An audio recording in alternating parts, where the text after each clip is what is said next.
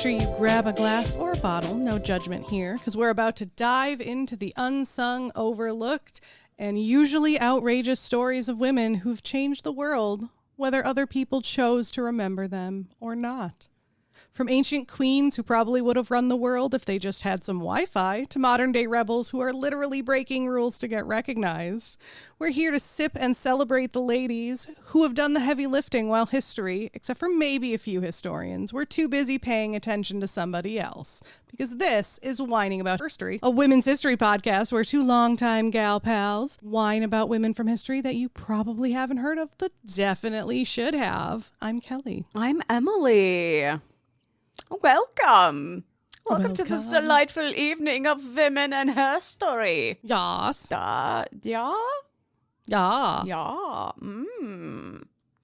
What are you drinking, Emily? We're doing another remote episode. Yep. So I'm actually drinking wine this time, because a friend of mine gifted me this bag that a local liquor store sells. It's got like 6 little pockets in it, and you can fit up to 6 bottles of wine in it, and then all of the wine in there is like 10% off or something like that. I have had it for fucking ever, and I just keep forgetting to use it. So I finally went to the store. I picked up my 6 bottles of wine. It's really fun wine shopping when you know you have like 6 slots to fill. Because normally I'm like, I'll get 2 bottles and then like maybe a third if I'm feeling a little like financially secure, and that, I don't know. Meh. But this is like, no, I'm committed to 6 bottles. It was a lot of fun. So I am drinking an Apothic Red. Ooh, Apothic's good. Because it was one of those things. It was on sale, and I know it's good, and I wanted to make sure that I've got some reds in the house. Especially, I know it's August, but I'm definitely in that like, okay, fall can show up anytime now. Like I got my summer shit in. I feel complete. I feel fulfilled. And now I am ready for sweaters and bonfires and falling leaves. Yeah. So. Hey, I'm kind of ready for that too. And like sweatshirts and comfy pants and just all that fun stuff that kind of like happens. Yeah, I actually dug out a pair of sweatpants and we're wearing them the other day because it was unusually cool in Minnesota for the time of year. And I was just like, oh my God, I miss wearing these. Which is so funny because leading into like spring and summer, I'm like, if I have to wear long pants one more day, I'm going to kill someone. But like, that is funny. I get my summer in and then I'm like, okay, I'm ready. I'm ready to move on. I went tubing on the river, and I went to the pool, and I was outside and sweaty a lot, and I did the county fair, and I did the summer street shit, and now I'm ready for fall. I didn't do anything this summer. I never do. Honestly, that sounds like a great summer though. Yeah, I mean, like I still had a good summer, but yeah, just I didn't do a lot, which is fine. I was a little, I'm not going to say disappointed, because disappointed implies that like something could have happened, or I could have made something happen and like it didn't work out. I made no effort to make this happen, but going up on the North Shore in the summer in Minnesota is just so like, oh, that's what I'm doing this weekend. Is that what you're going there this weekend? Yeah, that's what we're doing for our anniversary this year. Bitch! We literally like just made that decision like 2 days ago, and we're leaving in like 2 days. That's actually really smart though. Like that is so great. Yeah, I'm excited. Egg and I, we went up there for his sister's wedding, and then he had a meeting, and we kind of turned it into like a little meeting vacation. Yeah. So I went up there, and I did a bunch of stuff on my own that I'd been wanting to do for like years, since the last time I tried to go to Duluth, and it didn't work out very well. And that was so much fun. And I'm like, I would totally do that again. Because just it's the beachy vibes. It's like the closest that we as Minnesotans can get to like summer beach town. You know what I mean? Yeah. So I didn't get any camping in though, but maybe Yeah, I didn't either. maybe but before the part everything closes in early October. Because honestly, I don't like camping when it's stupid hot. Because I'm like, well, sleeping is not something that is occurring now. So maybe in September I'll get some camping in. Yeah. Yeah.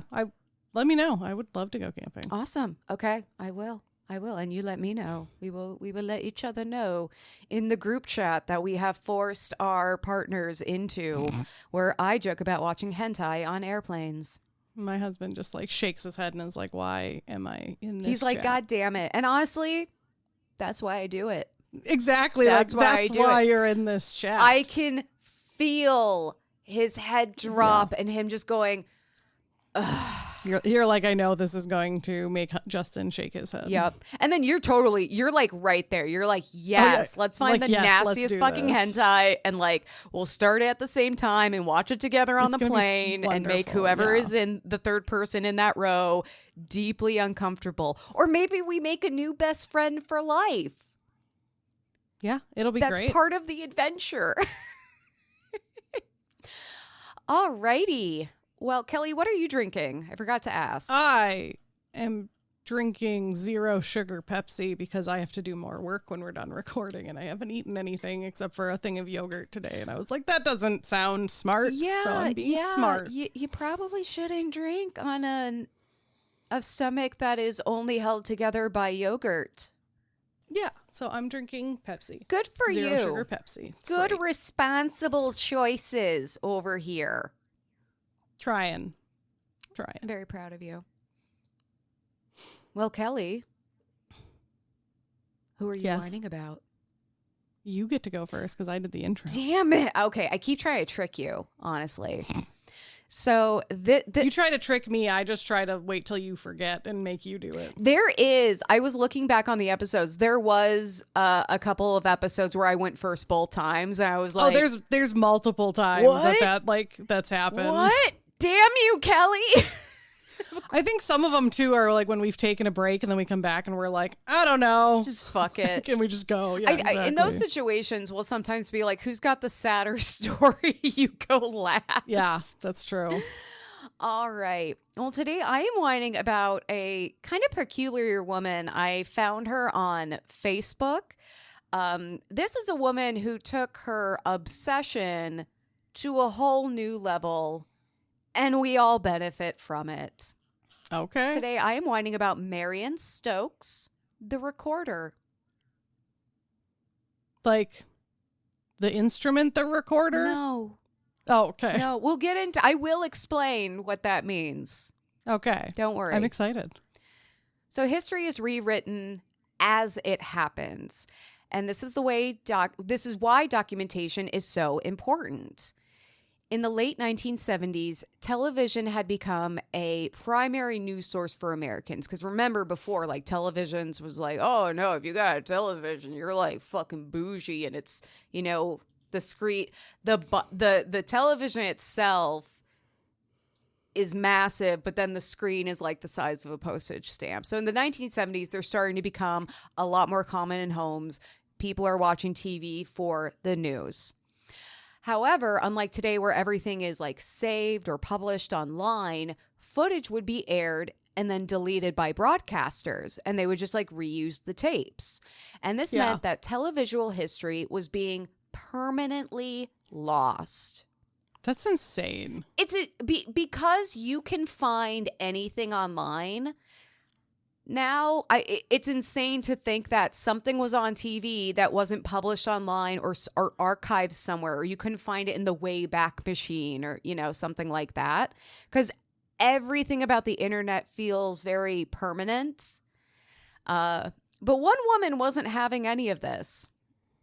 So Marion Stokes was born on November 25th, 1929 in Germantown, Pennsylvania.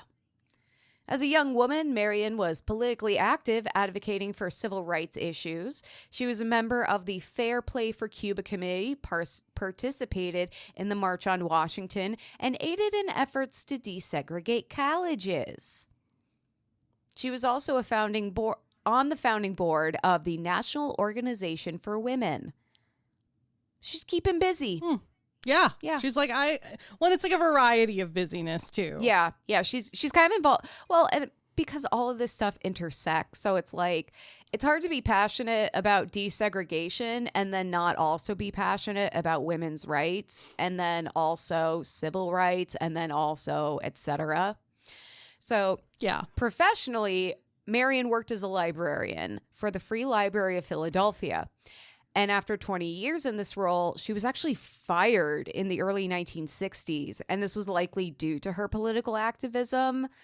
Okay. What we're going to learn is, we've covered women who are politically active, and we can look back and be like, I can't believe that was controversial. There are other women we look back on, we're like, that was controversial.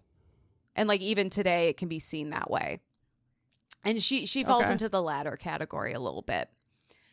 So in 1960, she married a known member of the Communist Party and had a son. Thus the controversy. The couple was actually spied on by the FBI, causing them to flee the U.S. And after spending some time in Mexico, where they were waiting to hopefully get Cuban visas and flee the country, they never actually were able to get to Cuba. So the couple separated in the mid-1960s when their son was about 4 years old, and Marion would return to Philadelphia. But it's so weird. Like, that's not even the focus of her story, that like her and her family were spied on by the FBI and fled to Mexico with hopes of finding asylum in Cuba. I'm like, that's interesting. Wait, like, that's a footnote in her story. I'm like, I need to know more about this. There is a documentary about her that I will talk about. I have not watched it. Because then I'm like, well, they're going to do such a better job than I would ever do talking about this, and I can't have that kind of pressure. Okay. So Marion returned to Philadelphia, and from 1967 to 1969, she co-produced a Sunday morning TV show named Input, which focused on social justice issues, and she did this with her new husband, John, who, as far as I know, was not a communist, and they did not have to flee to Mexico. So television, especially the news in the 60s and 70s, was very different from what it is today. There was no 24-hour news cycle. Hell, there wasn't even like 24/7 television. At a certain time, channels would play a video of the American flag with the national anthem and then stop broadcasting. So at a certain time at night, there just was no TV. Nothing was on, quite literally. In 1979, however, the Iranian hostage crisis dominated the news. So, incredibly brief overview. The Iranian hostage crisis lasted from November 4th, 1979 to January 20th, 1981, or 444 days. 66 Americans were taken hostage at the American embassy in Tehran. After the Iranian Revolution, Ruhollah Khomeini took power. A militant group called the Muslim Students of Imam Khomeini line stormed the American embassy. So this guy takes power after the Iranian Revolution. There's a group of militant students who follow him, and they storm the American embassy, and they take hostages, and they demand that the United States extradite the former Iranian king, who had obviously not won out during the revolution and had been granted asylum in the United States. They were demanding he be returned to Iran and that the U.S. stay out of Iranian affairs. Totally. They're like, give us back the king so we can deal with him. And y'all just stay the fuck over there. And just like, don't talk to us. So if you've seen the film Argo, it's actually about the Canadian rescue operation that went down where they were like pretending to film a movie to like smuggle hostages out. And I haven't seen it, but I know it's a really famous movie. But that's about the Iranian hostage crisis. So coverage of the crisis led to the beginning of the 24-hour news cycle that we see today, which has only ramped up due to other insanely tragic and historic events going on. So with her experience as a librarian and in social activism, Marion was acutely aware of how reporting on historical events influenced how they were remembered and taught later. She also knew that much of the news footage that was broadcast would eventually be deleted permanently. Marion saw how this allowed for the truth to be rewritten and retold.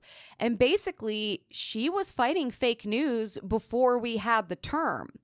And her goal was to, quote, protect the truth by archiving information to allow people to view the archived material objectively.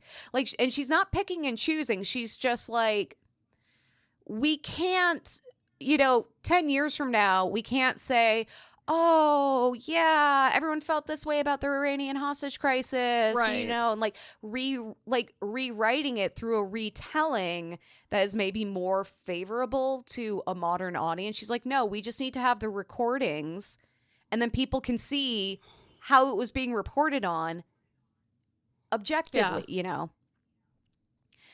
So Marion decided it was up to her to document and preserve this historic news footage, starting with the Iranian hostage crisis. Wow. Now, one thing you need to know about Marion is that she has no chill.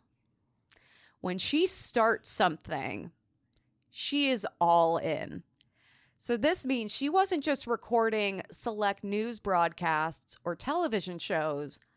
Marion began a decades-long mission of archiving everything on television 24/7. Okay. Now, this is the 1970s when all of this is starting. So to record TV, she had to use VHS tapes. Some of our younger listeners may not be familiar as to what those are, but they're magical black rectangles with tape inside that then images and sounds are laser printed on, and you put it in a bigger magic black rectangle and it plays on the TV, and you can also use it to record things. So each VHS tape only held 6 hours worth of tape. Mm-hmm. And the lives of Marion and her family became strictly scheduled around these 6-hour spans. Jeez. That's crazy. When the family left the house, Marion made sure that they would be back in time to switch out the tapes. And as she got older, she trained an assistant to help with this. So her son talks about how they would be out to dinner and Marion's looking at her. She's like, we got to get back. The tape is about to run out. And I have to swap it immediately so you're not missing any footage. And everything was structured around that. Which that's crazy. Don't get me wrong. I'm all for what Marion is doing. I also have to imagine that made home life a little tense, that everything that your family is doing or can do is structured around these 6-hour tapes. Well, and I wonder too, especially if her family didn't give a shit, they're probably why? Who cares? Yeah. And I mean, even if it's for something good or a good cause, to have a parent who is obsessed with something, and she was, I don't think that's hyperbolic to say she was obsessed with this. I think that's got to be really difficult, to kind of come to terms with, where it's these tapes in a way always kind of take priority. Everything is dependent on these recordings and these tapes, and everything's scheduled around them. So I didn't get a lot into her family and how they felt. I didn't find a ton. But I'm just imagining it was weird. I'm just going to say at best, it must have been kind of weird, So even at night, Marion was waking up to switch over tapes for continued recording. Shows that she recorded included The Cosby Show, Star Trek, The Oprah Winfrey Show, and The Today Show, which I'm like, oh my God, Oprah. I want to watch old episodes of Oprah. Remember? Original Oprah. Yes. Do you remember when she was every housewife's deity? Oh, yeah. And I remember when she's like, I'm not doing the show anymore. And everyone's like lost their minds. What the fuck do you mean there's no more Oprah? And now I'm like, oh yeah, no, it's been like a million years since the Oprah show. Like, we're okay. I mean. Yeah, like it's fine. Yeah. And Oprah's fine. She's doing great. She's killing it. So historic events that she captured included the Challenger disaster, the murder of JonBenet Ramsey, the September 11th terrorist attacks, the Exxon Valdez oil spill, the AIDS crisis, Oliver North's trial, the Unabomber, and everything finally ended with the coverage of the Sandy Hook school shooting in 2012. I was like, that's significantly more modern, or at least in my mind, it feels more modern. Well, this started with the Iranian hostage crisis that neither of us were alive for. I think we both heard of it, but like I had to do some digging more into what it was. Let me see. Challenger, we were not alive for. We learned about that in school. We were alive for the Columbia disaster. We've heard of JonBenet Ramsey. We were alive for the 9/11 attacks. I remember the Exxon crisis. I don't even remember the oil. I mean, it was one of multiple oil spills during that time, but I do remember that. Yeah, I know of it, but it's so crazy to be like, oh yeah, this started with the Iranian hostage crisis and this ended with Sandy Hook, which is, I'm like, that feels very recent to me. I know it's been over 10 years, but I'm like, no, I remember when that happened and how devastating it was. And like, even September 11th, we were alive for, but that is also starting to feel further away. 2012 does not feel far away. Like, I was an adult in 2012. Yeah, it's crazy. So, jeez, absolutely. Now I feel old too. Absolutely. Thanks, Emily. An insane expanse of history. Also, if you're ever feeling like we can't get a break from insane historical events, just remember we've actually never had a break from insane historical events. The only reason we think we had them is because we as children were not aware.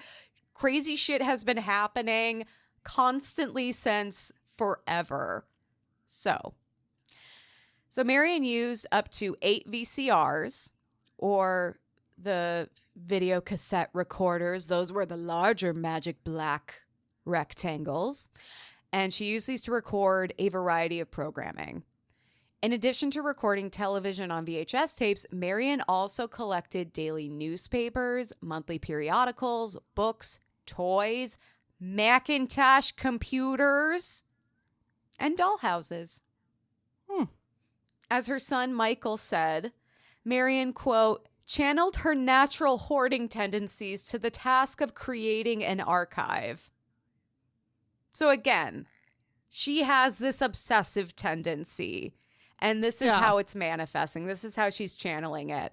I will say this sounds a lot more constructive than, what you typically see on hoarders, but it is still extreme. Yeah. Okay. Ultimately, Marion's collection would include over 70,000 VHS tapes with 840,000 hours over 35 years, 30 to 40,000 books. The VHS tapes actually only stopped recording upon Marion's death on December 14th, 2012, as they were recording the coverage of Sandy Hook. That's why that was the last one. She didn't decide to stop. God made her stop. Yeah. And she just wasn't there to turn over the tape. Because she died. Like, it's just... Yeah. It's just like so incredible to me that like even up to her death, she's keeping up this recording in this archive. So upon her death, Marion bequeathed her entire tape collection to her son, Michael, asking him to donate it to the charity of his choice, which I think is so interesting. I'm like, Marion, you've been doing this for decades. You didn't know who you wanted to get these tapes afterwards. But I mean, she must have trusted her son, which I think is also very sweet. if he did have, if there was tension related to the archives, I think she trusted that he was at least going to take care of them. Like, he knew it was important to her. Yeah. So Michael eventually decided to donate the collection to the Internet Archive in 2013. Now, this wasn't just a matter of like giving cloud access or transferring files digitally. 4 fucking shipping containers had to be sent to the Internet Archive's headquarters in San Francisco, costing $16,000. Can you imagine 4 shipping containers just like showing up at your office? The like person at the front desk is like, "Oh, hey, can you sign for this?" And they're just like, I don't even know if I'm authorized to sign for this. This is a fuck ton." Yeah. As a condition of the donation, the Internet Archive agreed to digitize the collection and preserve it. This has taken round-the-clock volunteers, 20 digitizing machines, $2 million, largely in donations, and it's still not done. That's crazy. You can go on the Internet Archive. You can go on like internetarchive.com and like see the footage that they have digitized though. So like it's great. Have you seen those videos where it's like core memory unlocked and they show like an old McDonald's toy commercial and you're like, "Oh my God, I remember what that smells like." Yeah. This is where you get that shit. If it's like, "Oh, hey, do you remember that weird Quiznos commercial with like the little rodents and sombreros and they were singing about subs and they had like human mouths? It was really weird." Someone knows what I'm talking about. She probably has that recorded somewhere. Yeah. Because that was during the time. Those are still some of my favorite commercials. "You'll get the sub. Da, da, da, da."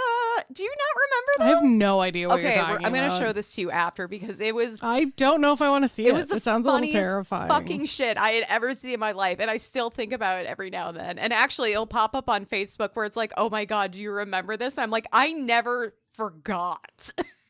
You're like, "Yes, I do remember this." Someone listening is screaming. They're like, "Oh my God, I know exactly what you're talking about." And to that person, I salute you. So a documentary about Marion's life and her unusual mission called Recorder, the Marion Stokes Project, premiered in 2019, and you can access it on their website, recorderfilm.com. So Marion's collection may be the largest collection of television media ever, particularly from 1979 to 2012. Okay. And the Internet Archive is still working on digitizing and officially preserving the hundreds of thousands of hours of footage. I'm sure you can support them by going to their website. But I mean, honestly, just going through and looking at some of the clips is really interesting.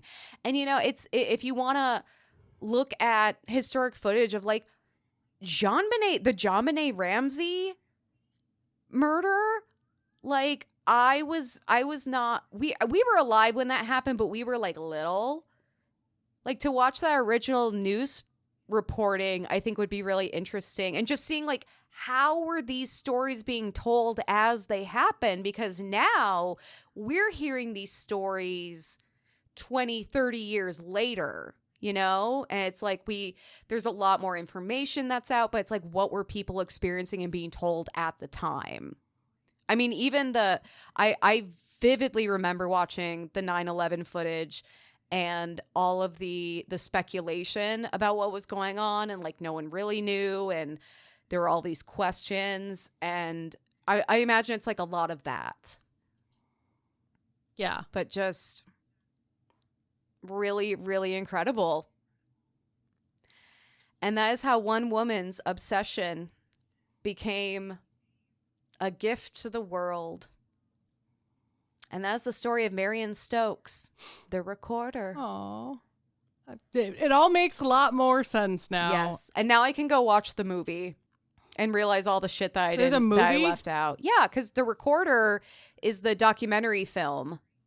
Oh, okay. Yeah, that makes sense. So it came out in like, 2019. My brain just stopped. Recorder, the Marion Stokes Project. And you can go to recorderfilm.com to watch it or figure out where you can watch it. That's crazy. And awesome. But crazy. Their website's also really cool because it has like a background where it's just like it's just a grid of TVs playing all this historic footage, and it's like all switching around, and sometimes you're like, oh my God, I remember that, or I know what that is, and then you're like, what the fuck is that?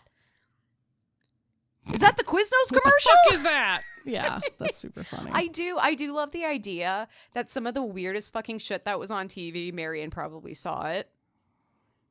Yeah, exactly. Like just like, what is this? She definitely saw that Quiznos commercial.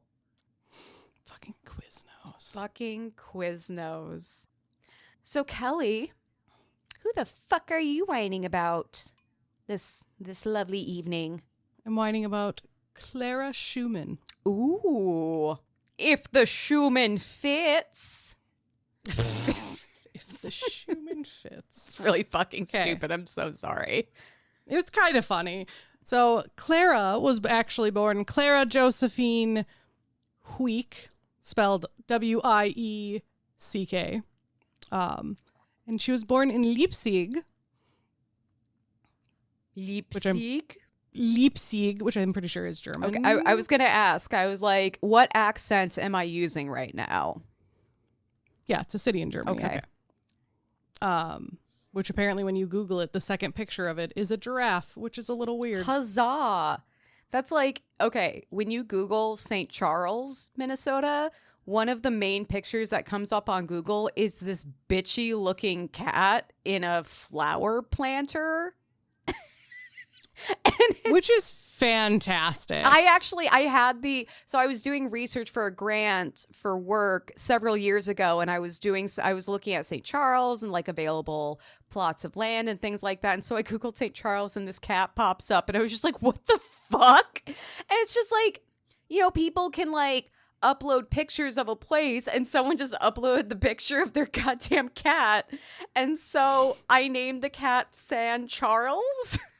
And that he's what the town is named after. And I had his picture printed at my desk for a while. That's I wrote, honestly fantastic. I wrote Bendiga los Dios San Charles, or something like God bless St. Charles. I hope that cat's doing good. I hope so too. Okay. So back to Clara. And her giraffe. And her giraffe. Well, apparently Germany's giraffe. But Clara was born on September 13th, 1819 to Friedrich and Marianne. One very German-sounding name, one not so much. But her mother was famous in her own right, like prior to Clara being around. She was a famous singer in Germany who performed like piano and soprano solos weekly. Like she was doing the damn thing. However, her parents had irreconcilable differences, mainly because it sounds like her father was kind of a hard ass, and Marianne would eventually have an affair with a man named Adolphe Vergil, who was one of her father's friends. It was before that name was forever horrible. Ruined. Yeah. But it was one of like her father's friends. So yeah, their parents split after the affair, and Marianne would go on to marry Adolphe, and then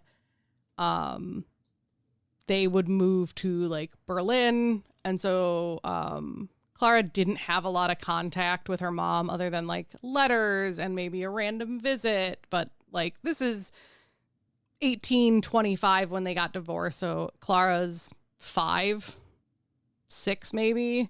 Like, yeah. So kind of grew up without a mom, at least like in the household. Yeah. Because the mom left her with her overbearing father. Yeah, that's not great. I mean, again, I'm not pretending to know what that relationship was like. It does have to kind of suck for the perception to be, your mom noped out of not only her marriage, but her like taking care her of you life too. with you. Yeah, like she left Yeah. all of it for a guy with a very unfortunate name. With a soon-to-be unfortunate name. Yeah, there you go. An impendingly unfortunate name. That's kind of funny though. So after Clara's father, actually before mom left from an early age, Friedrich was the ultimate like stage dad. Like you think of Toddlers and Tiaras and like all of those different shows and like those Psycho Moms. Yeah, that was him, but as a dad. Like he had her career planned and what he wanted her to do from like when she was a baby. So she started receiving piano instruction from her mom at the age of 4 and like onward. And then once her mom moved out and left the family, she began taking daily 1-hour lessons from her father, which mainly included piano, violin, singing, theory, I'm assuming music theory, harmony, composition, and counterpoint. That's it. No, notice like key subjects that are missing, like literally the rest, like anything. I have to ask people who have been in pageants or the performing arts, who are worse, stage moms or stage dads? Because we've all seen like the psycho stage moms. We might be sleeping on psycho stage dads here. Apparently, yeah. Or, was Friedrich just like also incredibly obsessive? Yeah, I don't know, but something like that.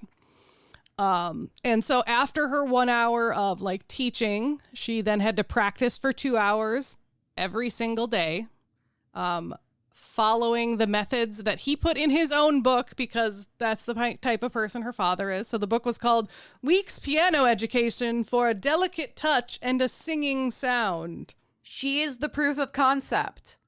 Yeah, exactly. That's why he's so obsessive. He wrote this book and he's like, if my daughter can't learn from it, from my techniques, then the book is trash.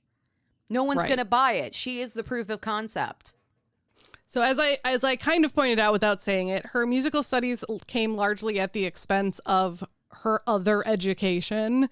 Although she did study religion and some languages under her father's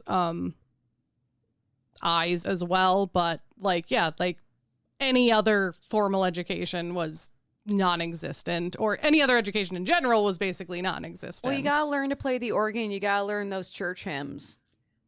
Yeah. So Clara made her official debut in the piano scene on October 28th, 1828 at the Gewandhaus Haus, however you say it, a place in Leipzig, Germany, like a performing hall. She was 9. I was just gonna ask. I was just gonna ask. I think we've all been to like a child's musical production, and it's it's kind of a nightmare. Like I've been to Q's stuff, I've been to my friend's little sibling stuff, and it is both painful and hilarious because like kids just like they're not good at stuff yet, okay? And that's fine. But if I have to sit for an hour watching them like crap their way through Twinkle Twinkle Little Star, I need to find some joy in it, even if it's like sick, twisted pleasure. I'm imagining that was not the case for Clara, though. I'm imagining she's just like doing like Fly the Bumblebee, like. Yeah, she was incredibly impressive. Like she would go on later that same year to perform at the home of Ernst Karras, who was a director of the mental hospital in the area. Like, yeah, she would just go on to perform a bunch of people. And actually at this performance at this rich dude's private estate, essentially, she would meet another gifted young pianist who had also been invited to play, Robert Schumann, who is in his own right. Yes, that Robert Schumann, like famous pianist, composer. Like, if you know piano, you probably know who this person is. See, I don't know piano, but the last name. Actually, no, he's not a pianist. He's a composer. Okay. He's a composer, a writer, and obviously, like, that's the last name. You know where we're going with this. I also just had the most incredible image pop in my head. You know how, like, kids, if they're all being taught by the same teacher, then they'll have a recital and each kid goes up and, like, plays a piece. Yeah. Can you imagine being the kid, like, in that situation, being the kid that goes after Clara? Oh, God. Like, yeah. You have been working That would be the point where I would be like, I'm never playing piano ever again. You have been working your ass off on hot cross buns. And this little bitch comes up there and just wipes the floor with, like, even the adult. And you're just like, yep. No. Yep. And that child was never seen again. Yeah, exactly. So Robert was 9 years older than Clara, but he was a pianist. So he is a pianist, but he's, I think, known more for his composing than he is his piano playing. But unlike this image me and Emily have in our head, which I would just nope out, Robert kind of had the opposite reaction, and he admired Clara's piano playing so much that he asked his mom for permission to stop studying law, which he was currently doing, but he didn't like, to go and take music lessons from Clara's father. So she literally was a proof of concept. I'm sorry, can you imagine being an 18-year-old studying law? You see a 9-year-old playing the piano and, like, killing and at you're just it. like, and you're that's what I want to do. I'm changing my entire professional trajectory based on this 9-year-old. Yep. Apparently. So who I'm going to marry. Later, thankfully. So while taking lessons, he would rent a room in their house and would stay for about a year, which I'm like, that kind of makes sense. Like, if her father's doing anything similar to, like, what he does for his daughter, like, it does sound like a very intensive program. Yeah, you're not showing up, putting in your time for an hour, and then going home to eat, pizza pockets. This is your life. This is boot camp.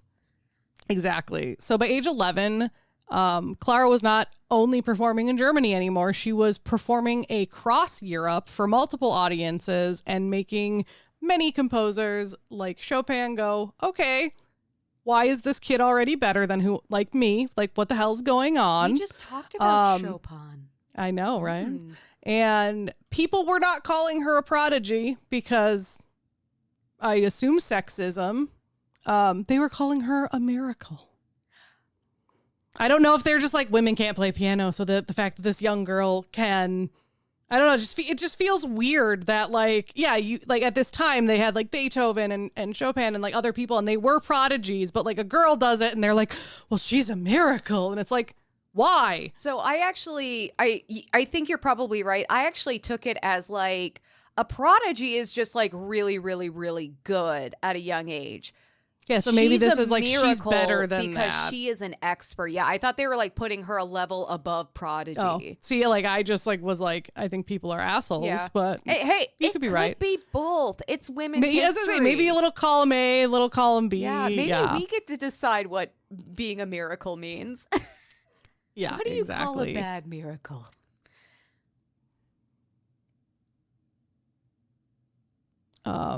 So during this time, she would tour in Paris, and like other places. And actually, there's like a notable thing that she did part of her tour with a violinist named Niccolo Paganini, who was also in Paris, and like was like, hey, like, let's go on together. However, like, that recital didn't go well, not because of her, but because there was an outbreak of cholera in the city. So that's a thing. Like so many other performers, she had a tour blown up by illness and a pandemic. Yep. See, crazy shit's been happening since the beginning of time, nonstop. None of right? it. It's like there's always something. There's always something. But, like, I mean, if you think about it, like, there really is. We just might not know about it. Mm-hmm. And so during this time, this is when she's like 12 and 13 years old. But this is also kind of like, this tour marks kind of like that transition for her from her being viewed as like this child miracle or child prodigy to becoming this like young woman performer and stuff like that. Even though she's 12 and 13. So, well, you know, she's of marrying age at that point. Yeah. So, it kind of just like continues like that. It's kind of funny because there's like a weird gap in like the history between like 1832 and like her being 12 and 13 to like, and like so many of the things I read just like skip to her being 18. And I'm like, I feel like there's a weird gap in there, but I think it was more just like, that's really all she was doing. Yeah. Was like playing pianos and doing recitals. And like, yeah, there wasn't anything like major really happening other than like more of the same, which is still super impressive. Like she had a full-blown career as a 13-year-old girl. Yeah. Oh, yeah. And so when she went on another like larger tour when she was 18, and she particularly focused this tour in like Vienna, and a man named Franz Grillparzer, who was Austria's leading dramatic poet, wrote a poem about her entitled Clara Wieck and Beethoven after hearing her perform a Beethoven sonata during one of her recitals. Most of these shows that she's performing are sellout crowds. And yeah, she is still like from when she basically debuted till like continuing onward, just like people loved her, like loved her. And like I said, like even like Chopin and like the big composers of the time were like, yeah, she's absolutely amazing. Which like we've heard of those big composers, like they're household names. You don't have to know shit about music, but you just inherently know the name Chopin, Beethoven, like all of them. Yeah. They're fawning over this woman. Exactly. How have we not heard of her? Right. And actually during this tour, she was awarded something that I'm not going to try to pronounce because it's Austrian, but in the translation, it is Royal and Imperial Austrian Chamber Virtuosa, which is Austria's highest musical honor. So she was like basically like awarded this position, which is huge. And she's 18 at the time, which is insane. So during all of this her maturing into an adult, her and Robert Schumann, previous 9 years older than her, just okay, those are the facts. They had kept in contact, and after this tour in Vienna, he proposed to her. He was like, okay, you're an adult now, like we can do this, it's okay. And so Robert proposed to her and she accepted, and then he went and asked for her hand in marriage to her father, who was like, no. Oh, shit. Like, he outright was just like, no, I do not want you to get married to her. And, like, absolutely, like, forbid them to get married. Why you gotta to be the point. so rude? And back then, it must have meant more, or it could be maybe in Germany it meant more 100%. or something. I don't know. But Robert and Clara took him to court and sued him to get married. So, like, clearly, like, it was more than him just saying... No, it was basic. Oh, I suppose because like women were viewed as property. Yeah. So I think it's basically, yeah, they took him to court to be like, I want to marry this person and like you won't give me your permission. So I need like the court to tell me I can, because if I don't have your permission, I can't do it. Yeah, the whole idea of asking a parent's blessing before proposing to a woman, it's like now it's just kind of like a, hey, I just like want to make sure we're all starting off on the same, like we're all happy about this. It's not required. It's more ceremonial. Back in the day, it was literally like, I need your permission because you are currently the steward of your daughter and she can only be transferred into my property or care with your permission. Yeah. It's insane. I will say, I have not been super on her dad's side throughout this, but if my 18-year-old was being proposed to by a 27-year-old man, I would also say no. Now, this is also the 1800s. I don't think that's why he said no, though. Yeah, probably not. It was probably more like she's making me bank and I don't want to give her up. Yeah. If I have to guess. And they won. the judge was like, no, you guys can get married. That's totally fine. And so they would get married on September 12th, 1840, the day before Clara's 21st birthday. Oh my God. Must have been really weird with her dad walking her down the aisle. I just assume he wasn't there, but that know. would be kind of funny that if he still did and just was like glaring the entire time. Can you imagine like he's walking down the aisle and he's like, don't do this. Don't do it. She's like, Dad, we talked to Dad. I literally won a legal case. He's like, don't do this. Don't do this. Yeah, exactly. I don't want you to do this. And he hands her off. And then like they ask if anyone objects and he stands up. Anyone other than this dude. We know how you feel. We know you object. Sit the fuck down. Yeah. So, they were married, and as a wedding present, Robert gave his wife a diary, like on their wedding day, and he wrote like the first entry, which basically indicated that like, hey, I want this to act as like an autobiography of your life, of our family's lives, of like all the things we want and accomplish, and like basically like, yes, this is your diary, but like use it to just record everything about us, which I think is kind of cool. Like, I'm kind of surprised at her dad's like lack of education that she knew how to write. Yeah. Not like anything against Clara, just surprised because like her dad kind of neglected most of the shit. She actually only learned. writes in music notes. Yeah. And it really does. Like a lot of history that we have from Clara does come from this book and just like other records, which is I think is so cool. I love that how he's like encouraging her to express herself. It's kind of, you know, because we hear so many of these stories where a woman is like taking off professionally and they're really good at what they're doing and they get married and the husband's like, hey, I really admired how great you were at science or literature or whatever, but all that has to stop now. Yeah. And he's like kind of encouraging the expression in different ways. And apparently what was kind of cool is like he intended it and she was okay with it, like for it to be a shared diary for like both of them. And so like I was reading out like how other people have like thought about this diary, and I agree that it's like a lot of people are just like, it's so cool that like you get entries from both their perspectives, so it's not like you do get a lot more insight into what was maybe actually going on instead of it being skewed one way or the other. That is really sweet. And because she probably wasn't allowed to have her own money, that was more intimate than sharing a bank account. Yeah. Well, and it demonstrates both of like their love for each other and this desire that they both had to combine both of their lives into like one in a very nice way. And they would remain joint partners until he would pass away. And she was like the first one to play most of his works. Like I said, he kind of ended up becoming a composer versus a pianist. And yeah, so she would also kind of like adapt some of his orchestral works into her own piano versions, which I think is pretty cool too.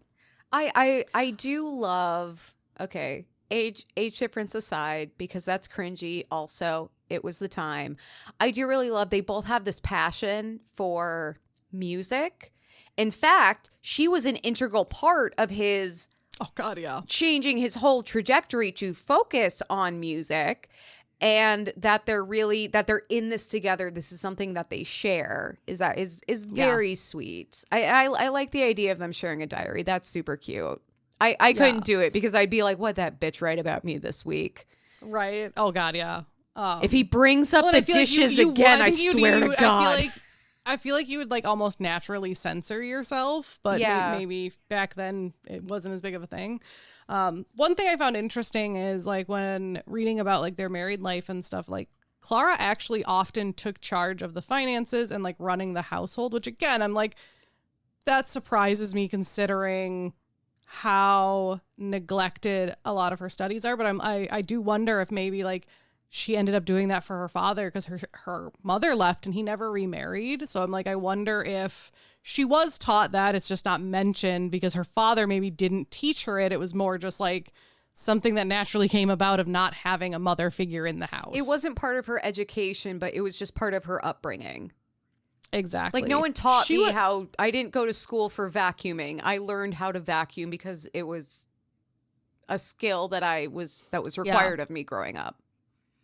Yeah. So she would be basically the primary breadwinner for most of their life together, which is kind of interesting. But I suppose like, until you're like a major composer, you probably don't make a ton of money. But like, yeah, she would continue giving concerts and would play throughout her life, not just for income, but because she also just loved it. And I will say, like, one thing that did kind of suck for her for a little while is, as a composer's wife, she was, whether intentionally limited or not is like hard to say because she never really mentioned it. But yeah, she kind of ended up, at least for a while, really mostly playing like his stuff. And again, like it's hard to denote of like if that was like something they agreed upon or if that's just something that kind of naturally happened. But it is kind of what happened. Well, and also she's trying to help her husband's work get noticed. Like she's the one who's got the buzz. You know, she's the celebrity in the relationship. So her playing his work is like the ultimate promotion of it. And they would a lot of times do like joint concerts where like maybe she would play piano at the beginning and then he would do like, you know, the full orchestral pieces. And, you know, it was kind of they came for Clara and maybe stayed for Robert if they felt like it. It's the opposite. Well, you know, we can miss the opener as long as we're there for the main show. They're like, we have to be there for the opener and then we can leave early because parking is going to suck. Opposite. So while all this is going on, I would like to point out Robert and Clara did have like a pretty intense home life. They had 8 kids. 8 kids. When did they have the time? Oh yeah, exactly. Like, and this, as I say, this entire time, Clara's still performing like internationally and all of this, but they had 8 kids. So it was Marie, Elise, Julie, Emile, Ludwig, because of course, Ferdinand, Eugenie, and Felix. So those are their 8 kids. I actually love 8 all of those kids. names. I love all. There is not Ludwig is a little, you know. Yeah, and not surprising considering like who they are. Exactly. But, and like for the time, you know, it's just like now that feels like a really antiquated name. All of those names fucking slap. Emile, can we bring that name back? Yeah. Yeah, I do like that too. I even like Ferdinand. Yeah. Well, even her dad's name, Friedrich. You know, it's like you said, that's a very German name. And I'm like, Marianne may just not feel like a German name because we're so used to it. And Friedrich was anglicized to Frederick in so many, you know, for a lot of Germans that came over. So maybe that's why we don't see it very often. And 2, we see Marianne as being like a very American name. But I like it. Like Friedrich, I like that name. Yeah. Emile, Louise. Yeah, there's a lot of good names in there. Elise. Yeah. Oh my God. Elise is a great name. Yeah. So during one of their tours, the Schumanns would meet a violinist named Joseph Joachim. I'm pretty sure I'm pronouncing that incorrectly. He's a famous violinist. That means in something 1844. Yep. He was 14 years old when they met. Oh, fuck. And Clara would end up writing like a year later in their journal. Don't worry, this doesn't get weird.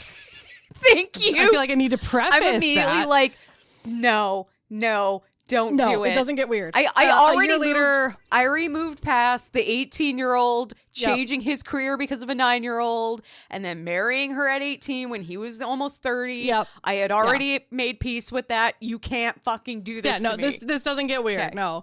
Because he was kind of like a prodigy in his own right. And a year later, Clara saw him again in concert and like wrote about him in their shared diary that, quote, little Joachim was very much liked. He played a new violin concerto by Felix Mendelssohn, and it was said to be wonderful. And then later, like it was basically this kid just kind of kept popping up in their lives. It was kind of funny. But he played Beethoven's violin concerto. And remember, she is also a trained violinist. Like she focused on piano, but her dad did train her in violin. That's right. And she said, quote, He played with a finish and a depth of poetic feeling, his whole soul in every note, so ideally that I have never heard violin playing like it, and I can truly say that I have never received so indelible an impression from any virtuoso. So she's saying about this kid what people say about her piano playing. I hope they adopt him. They don't adopt him, but her and Joseph and Clara become very, very close friends, just for literally the next 40 years. Cause obviously she's an adult and he's a kid, but they become very good friends, and they were side by side through a lot of different things. They were both very loyal to each other. Aww. They would end up giving 238 concerts together, where sometimes she would play piano, sometimes she would play violin. They're actually noted for quite often playing Beethoven's violin sonatas, where it's almost like a dueling violin style thing. But yeah, that would be incredible to see. The next kind of big thing. So again, remember, they're having 8 kids. She's touring internationally, but this is kind of the other stuff going on in their life. In 1853, her husband invited a 20-year-old man named Johann Brahms. That's a super famous composer. Johann Brahms? Yeah. That guy. That Johann Brahms. I'm sure there were a lot of Johanns running around Germany at the time. I'm just saying. But so the 20-year-old Johann knew, or Johannes, I think is actually how it's pronounced, knew the violinist, knew Joseph, the violinist, who then was you're an unknown composer. I know this other composer. You guys should meet. And so he introduced Brahms to Robert Schumann, who literally Brahms was just I'm going to come to your house. So he came to their house, and Brahms knew how to play piano, so he played some of that, his compositions for the Schumanns, and they were impressed.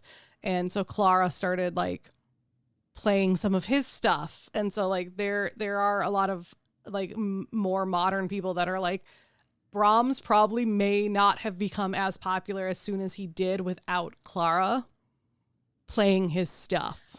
Again, so many fucking famous names connected to her. Yeah, never heard but of you her. never hear exactly. And I mean, Clara, I will say Clara did recognize Brahms for what he did. She even said he seemed to be sent from God. Because he's known for his compositions even today, and how intense they are and stuff like that. And so it makes sense. But yeah, it's interesting that there's all these things that people now look back and are oh yeah, there's this one woman at the center of so many of these lives that it's just never mentioned. Yeah. Oh my God. Sorry. In February of the next year, Robert would have a mental collapse, is how some people worded it, and would attempt to end his own life. Oh, Robert. And would not be successful, but would be admitted at his request to a sanatorium, where he would stay for the next 2 years until he would eventually pass away. Oh, poor Robert. Guys, go to therapy. I know, get help. I know this is the 1800s, but it's just a really good reminder. Dudes need therapy too, okay? It's all right to go to therapy. Dudes, process your feelings. So this left Clara holding everything together. Their 8 children, earning money, maintaining her place in the musical world, all of this stuff. Luckily, she had built a lot of these connections. So Brahms, Joachim the violinist, as well as a few other people, would spend a lot of time with her, again, not in a creepy way or a weird way, but just playing music with her and helping with the kids and distracting her from this really intense, tragic time.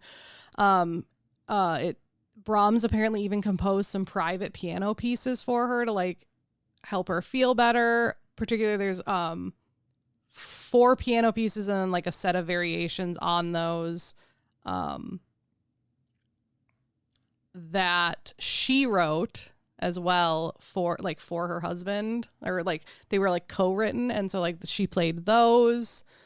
And the music that Brahms wrote for her, originally he did not intend to publish it. He was like, no, I literally like wrote these for you to play and to help. He would eventually publish them later anonymously, like did not even like put his name on them, but just because like they are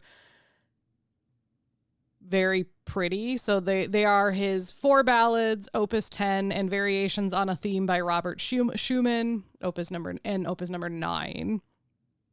And he dedicated them all to both, like to the couple, the Schumanns. Yeah. That's so and all of sweet. the like, and a lot of this was done while he was like, this was actually, some of this was done while Robert was still in hospital before he passed. But yeah, it is. Yeah. The one extra sad thing, and I don't know if this was a sexist thing. I don't really know a lot of, like, I know institutions during the time were terrible, but I don't know a lot about the other stuff. But apparently for the entire 2 years that he was at the institution, his wife was not permitted to visit him, but like Brahms could go and visit him. So like Brahms would go and visit him and then kind of like report back and forth. So for the 2 years that he was still alive. Yeah, his wife wasn't allowed to see him in the institute. I don't know if that was something he asked for, if that was just some sexist thing, if there was some other I don't know what the reason was. Regardless of the reason, I mean, it's kind of like your husband's already dead. Yeah, exactly. For 2 years. And then he actually dies. You're like, well, if I ever hoped that he would come home and everything would be okay, like that's gone. And you didn't get to see him. That fucking sucks. Yeah. So I will put a little side note in here that there is, in some of the not articles, but letters that Brahms writes, there is indication that he may have had more than platonic feelings for Clara. No one really knows if like once Robert was in the asylum or passed, if anything happened. There's a lot like of interpretation between like friendship and like romantic love and platonic love. We do know like that he always like respected her as a woman, as a talented musician. But yeah, some sources are like they were more than friends. Some sources were like they weren't more than friends. We don't know, but we do know that, yeah, he very much was like, he adored her.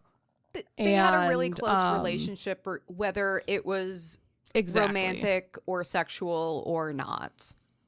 Yeah. So Clara would attend her first tour while her husband was still in hospital, like after his suicide attempt, and she would go and play at the London Philharmonic Society, which is like a huge deal. She was really upset about it though, because they didn't do a lot of like rehearsal, and she actually said, quote, "They call it a rehearsal here if a piece is played through once." And she was basically like, that's not rehearsing. That's like playing a piece through once. Like that's not, like she's so used to like her dad's strictness and all this like practice. And she's just like, she literally wrote that artists in England allow themselves to be treated as inferiors. Like, so she was mad that like, that the like places weren't giving them enough time to like practice or get used to each other, or, like playing together and all this different stuff. So yeah, that's just interesting. Like that she was just like, this is stupid. Well, like, she just got kind of mad. I also think it's interesting because it's that juxtaposition. So like the way Clara was brought up, it was all about like being the best and honing your craft and being, exceptional. And it sounds like what's happening in London is it's more of that commercial aspect where it's like, if you don't get on board with how crazy everything is, you will be replaced in 30 seconds. There's always going to be another musician ready to take your spot, and it's not just about being good. It's about enduring, know? Yeah. Oh, yeah. And that's exactly it. So So I guess I lied before. There was one instance where she was allowed to visit her husband. It was after this tour and she was back, and it was when they kind of knew he was going to die. They were like, okay, you can come and see him.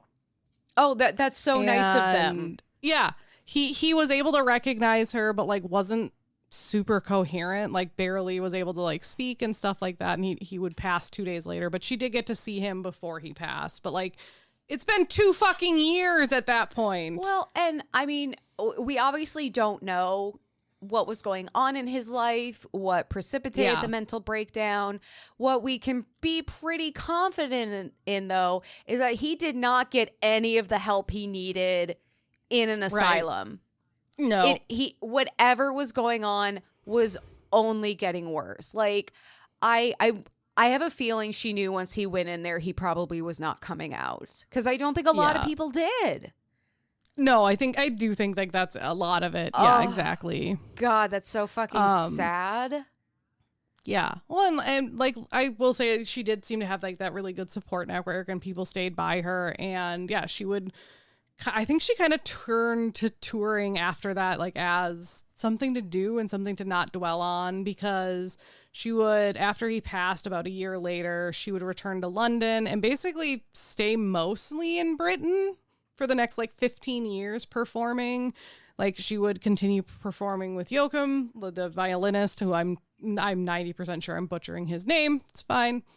And they would tour both in England and they would go back to Germany. She would tour Edinburgh and Glasgow and Scotland and other places with him, as well as a bunch of like other, like she kind of did like a multi-piece performance with like a bunch of different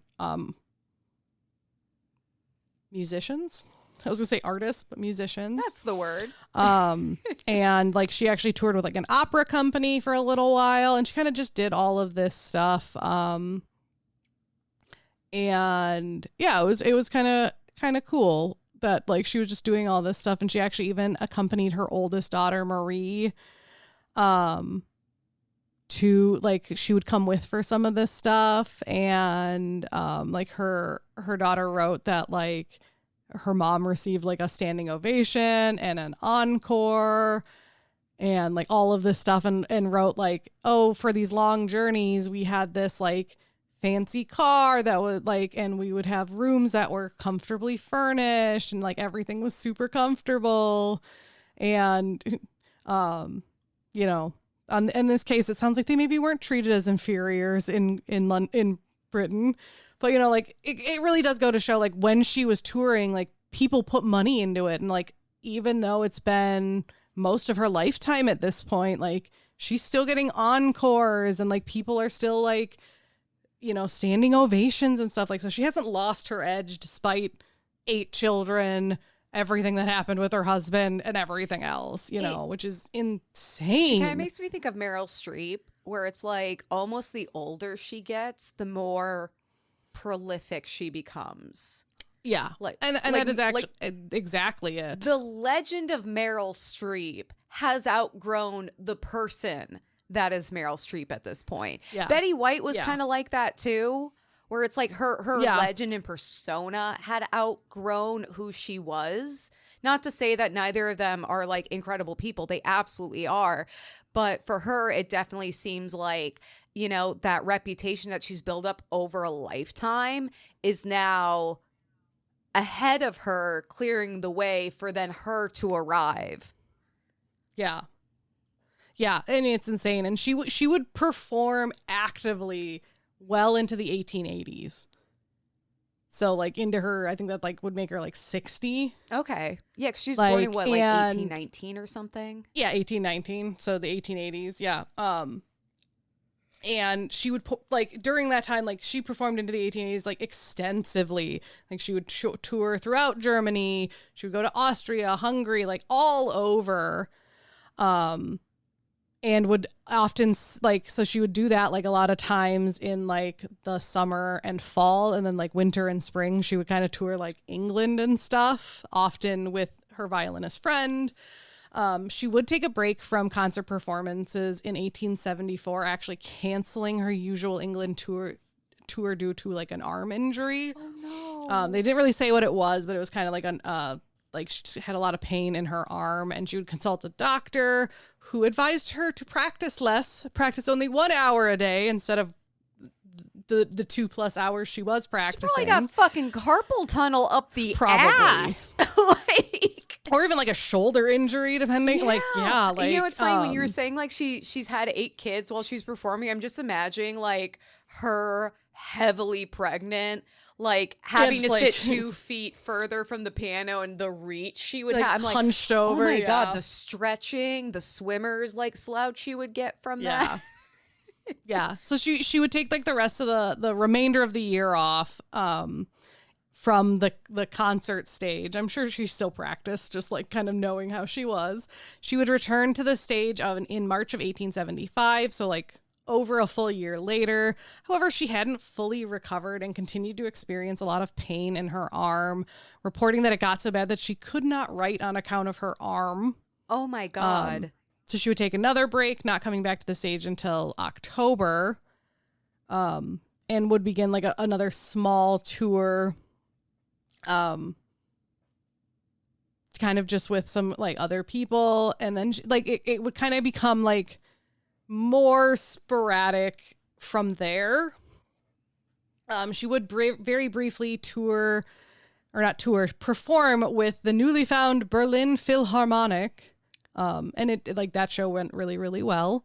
And that was like during the time she was playing with an injured arm. So like, that's crazy.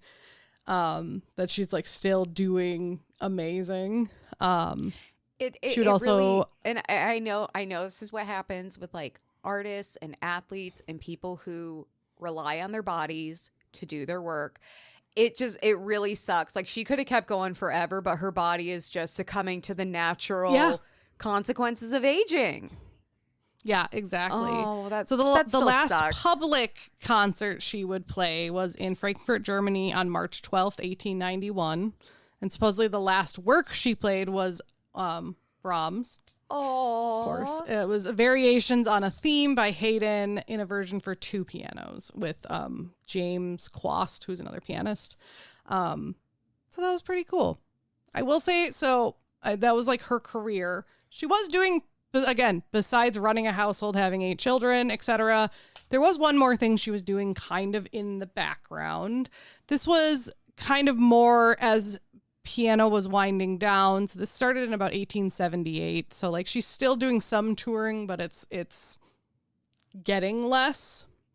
And she was actually, she kind of followed in her dad's footsteps and became a piano teacher. And so in 1878, she was the first piano teacher of the new Dr. Hotch's Conservatorium in Frankfurt, Germany.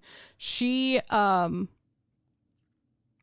had many other offers at other schools, actually, and had chose this school specifically because they agreed to her conditions. Which her conditions were she could not teach for more than 1.5 hours per day. She was allowed to teach at her home, and she got 4 months of vacation and time off for short tours in the winter. She's writing her own fucking ticket. I love this. Yep. Also, she's like, so I work from home. Yep. I am not coming into the office. There is no reason I should have to come into the office. The students can come to me. Yes. I'm worth it. Look at me. She also demanded she be allowed 2 assistants, which were her daughters, Marie and Eugenie. So she was the only woman on the facility or on the faculty. And due to her fame, she attracted a lot of students, like including international students. She would train only advanced pupils, which makes sense. She took mostly young women, and her daughters often would give lessons to beginners. So like they kind of covered the gamut between the 3 of them, which I think is really cool. She's like, I've been in the piano game way too long to ever hear someone butcher Hot Cross Buns or Twinkle Twinkle Little Star ever again. I will not. I refuse. Daughters, it's your turn. Yeah, which I think is awesome though. And she had like a number of well-known students. And they would often hold like events to celebrate different things. So they celebrated like her 50th year on stage and her 60th anniversary like year on stage. And she actually would teach until 1892. So she taught for longer than she was performing on stage. And so that's kind of cool. Holy shit. Yeah. Considering she started when she was 9, that's insane. Yeah.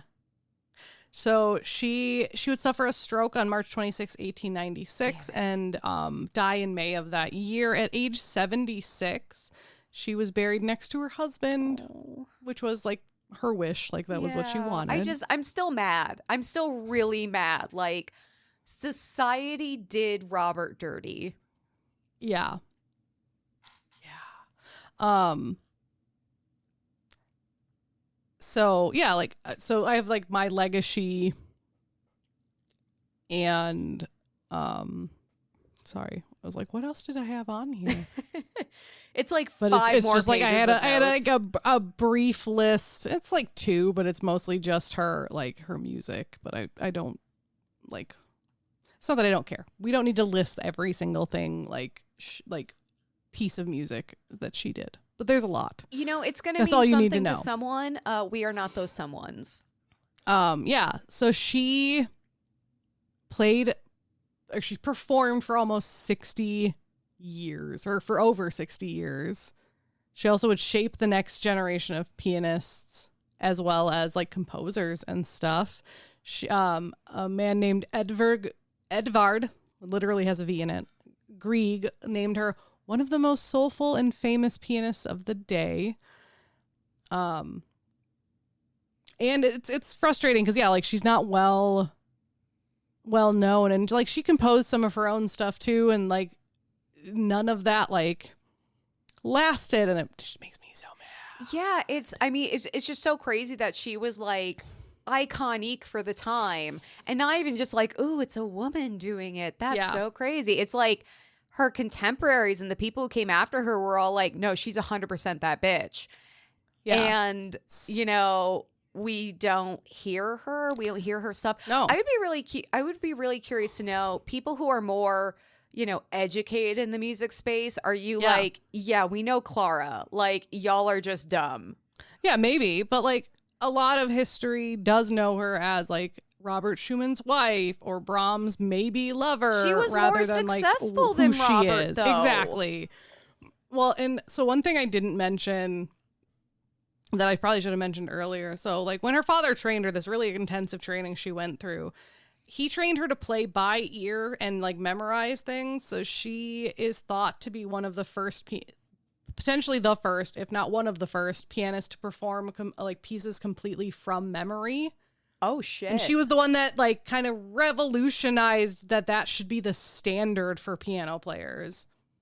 That like you should learn these pieces of music and know how to play them without needing the music in front of you. It's choreography. You're not reading a book out loud. Exactly. You are performing a dance with your fingers.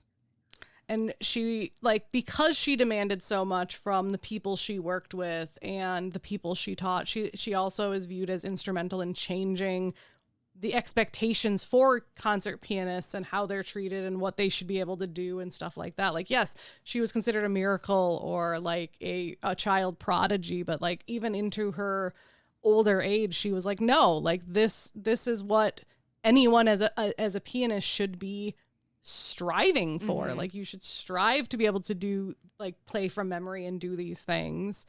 And then she would pass it on to her own children and the next generation. And she also kind of modernized playing not only like your own compositions, because she, like I said, she would do her own, but like playing people or like, doing that, because before it was like everyone would play Beethoven or everyone would do Beethoven's so hot right now. And it wasn't until she became like more famous that she would play more music, mainly by leading composers, but almost every concert she would play something of her own. That's awesome. Which I think is super, super cool. I also, I think it's really interesting. So when you were describing her, how she's like this child miracle. It immediately had me thinking about, you see those social posts where it's like people who were considered gifted when they were young who grew up to realize they were just average, Yeah. you know, or like they weren't extraordinarily gifted, you know, just for their age, they were advanced, and kind of coming to terms with that. I'm like, yeah, I mean, because there's a novelty, and understandably so, to see someone that young performing at such a high skill level, but that novelty goes away the older that person gets. But she was genuinely just that good and that skilled in ways that other people weren't, where she's memorizing the music and she's setting higher standards for everyone. And I think, I mean, that's got to be one of the reasons that she was able to endure, instead of being like, oh yeah, I was that 9-year-old who was like really fucking good at piano. Right. Like you see those YouTube videos all the time where it's like a 5-year-old who's playing Flight of the Bumblebee, and you're like, holy fuck, you never hear from that kid again. Yeah, no, exactly. Because that was like the one thing they were able to do. She was so famous, and Germany was so proud of her, because remember, she's German, that an image of her, an image of Clara, was like from a 1835 lithograph, because obviously photography was not a thing yet, was featured on the 100 Deutschmark banknote from January 2nd, 1889 until Germany adopted the euro in 2002. Oh my God. So someone might still have a Clara Deutschmark. Yeah. Someone could have that somewhere. So like, what's so interesting is like, clearly, at least in Germany, in some circles, her legacy was so strong 100 years later, because 1989 is when it started, that someone was like, let's put her on our money. Put that bitch and it on wasn't some until money. they adopted the euro. And so that on the front it's this lithograph of her, and then on the back it is a grand piano that she would often play, and the exterior of that conservatorium where she taught. And yeah, like, I just think that's like so cool. And so like, maybe that's the other piece of it, is like, neither of us are huge history people, but like, we're also not German. So like, okay, is huge she more common in Germany or not? People. Music people. Like, I know some of them, like, you hadn't heard of Robert Schumann. I knew who that was.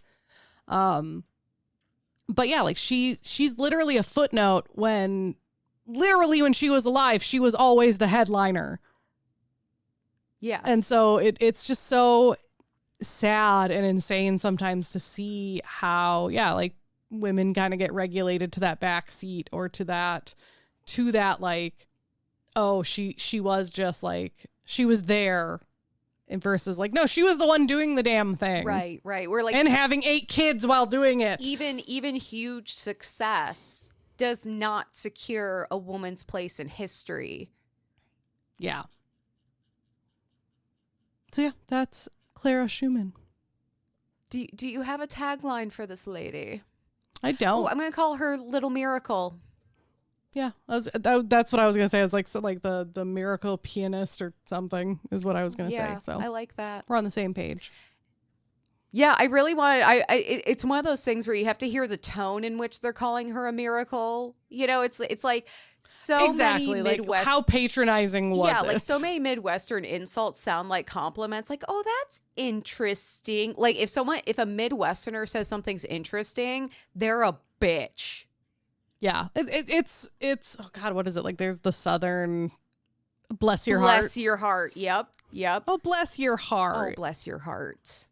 I say bless your heart, but I say it very sincerely. I like go, oh my God, bless your heart. That's insane. I can't believe you're doing that or dealing with that.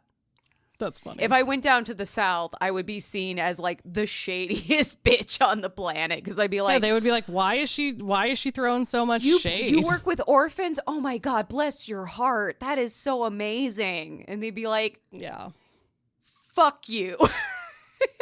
Yeah. You 100% bitch. Fuck you. Yeah, exactly. Oh my goodness.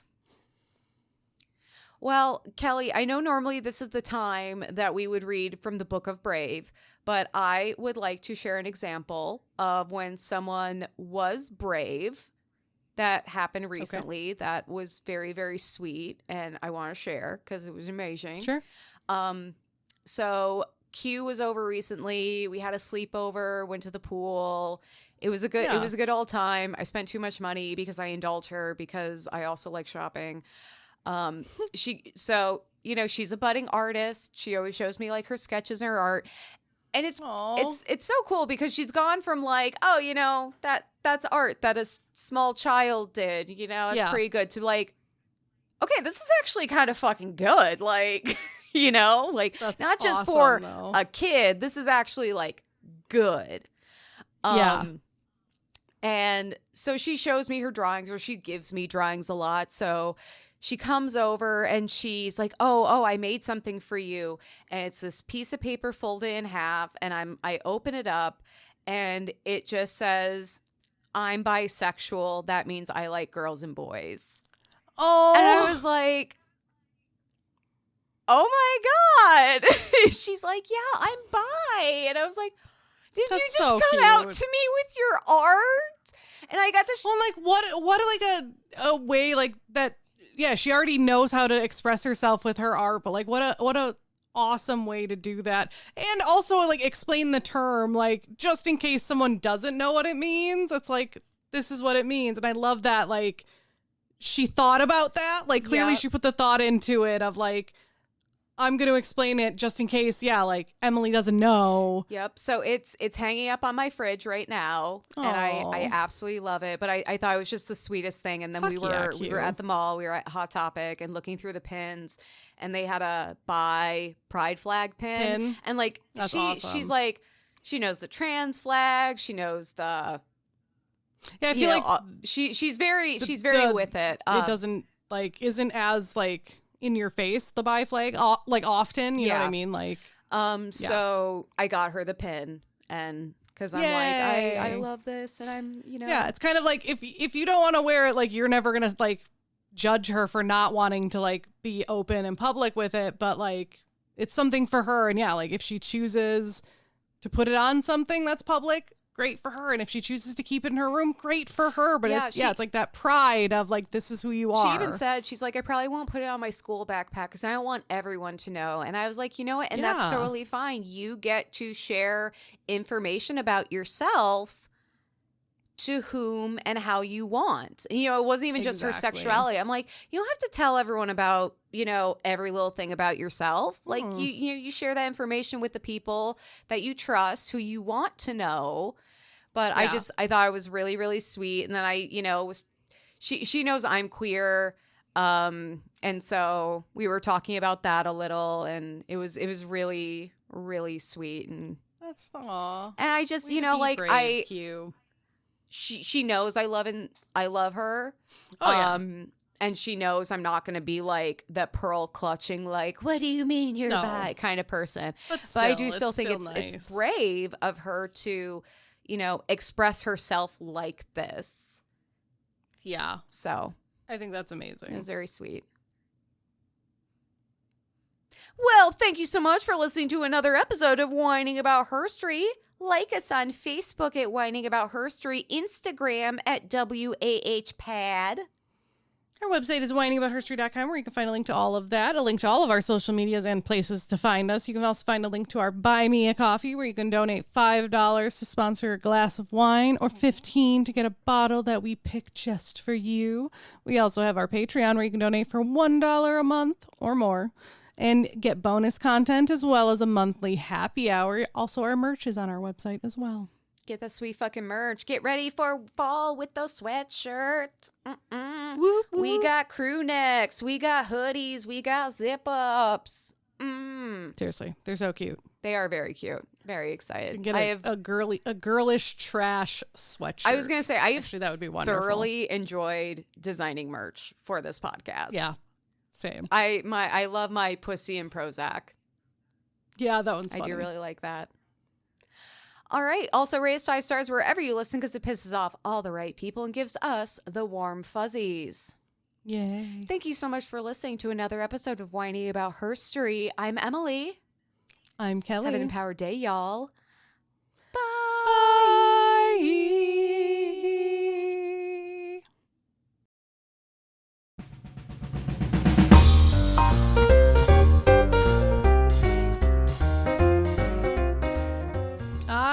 I'm whining about Guthrid Thorbjornsdottir. And I'm going to pre-apologize for the linguistic butchery that is definitely going to be coming. First of all, this was recommended by one of our lovely funerarians, Anders, who probably actually speaks this language, so extra. Oh my God, sorry. I fucking love Anders. But cheers to Anders. So yeah, much. Anders is wonderful, and I hope I don't make you regret everything by doing this. But this was so this was a recommendation from him. And I do have a subtitle for you, Emily. So it is The Viking Who Out-Explored Columbus. I'm fucking here for it. I'm also also wondering if I covered this person before, because this is all sounding quite familiar. I didn't find her name in our list. Well, you start going. You start going, and we'll figure it out. Well, I mean, I can switch to my other story otherwise. No, because this is for Anders, and he deserves this.